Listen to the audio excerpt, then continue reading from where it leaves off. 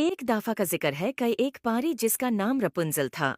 Rapunzel बहुत खूबसूरत थी और ओस कई पर मल्टी कलर से भरी हुई थी। रपुंजल में एक पावर थी जो कई जादूगर मुर्गात ओस से छीन लेना चाहता था। एक दिन रपुंजल जेबी बाग में टहल रही थी तो जादूगर परी को जबरदस्ती अपनी चिले में ले आया जो अब उसके साथ मंडला रहा था। रपुंजल भूत डर गई थी। खुश आमदीद मुर्गात ने हिस करते हुए कहा। उसकी आवाज गूंज उठी। यही जगह है जहां तुम अपनी मैजिकल पावर सीखोगी, मेरे निगरानी में। रपंजल कांप गई मगर उसने अपना सर ऊंचा रखा। रपंजल ने जादूगर से कहा, मैं कभी तुम्हारी मदद नहीं करूंगी मोरगात। मोरगात ने कहा, यह तो वक्त बताएगा। और उसका एक हाथ के इशारे से सरी दरवाजे खुल गए। जादूगर रपुंजल को जादू से भरे चीले में ले गया। जब रपुंजल किले में कैद थी, हमेशा मुर्गात उस पर नजर रखता था। रपुंजल ने अपनी जादू को कंट्रोल करना सीखा, मगर कभी भी भागने का रास्ता ढूंढना नहीं छोड़ा। एक दिन जब वो एक छुपे हुए रास्ता में थी, उसने एक पुरानी मोहरबान दरवाजा देखा जिसके ऊपर पुराने रूनेस चमक रहे थे। क्यूरियोसिटी से भरपूर रपंजल ने एक जादू बोला और दरवाजा धीरे से खुला। अंदर उसने एक लंबा आदमी देखा जिसके नीली आंखें और लंबी सेफ्ट दाढ़ी थी, जो दीवार से जादू के हटकारी से बंधा था।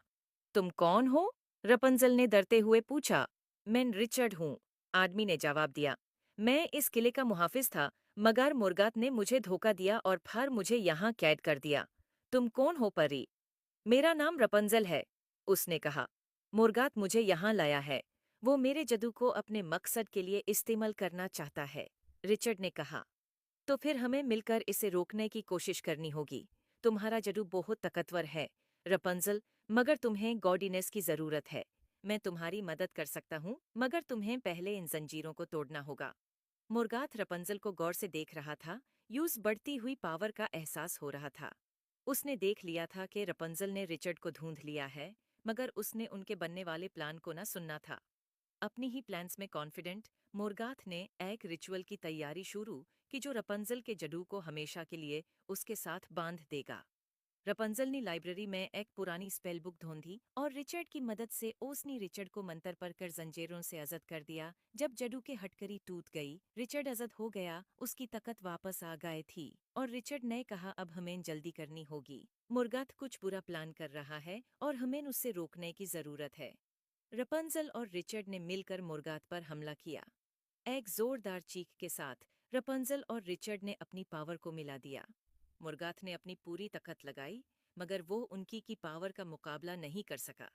एक आखिरी वॉर में मुर्गाथ का स्पेक्ट्रल फॉर्म टुकड़े टुकड़े हो गया और किले को उसके अंधेरे असर से आज़ादी मिल गई। लुमिना फोर्टिस के दीवार और भी ज्यादा चमकने लगे। मुर्गाथ को हराकर रिचर्ड और रपंजल ने वहां साथ रहने का फैसला किया, अपने जादू और किले के अजीबो-गरीब चीजों के बारे में और ज्यादा सीखने के लिए। उम्मीद है आपको स्टोरी पसंद आए होगी। Thanks for watching. Please like and share and subscribe my YouTube channel for more videos.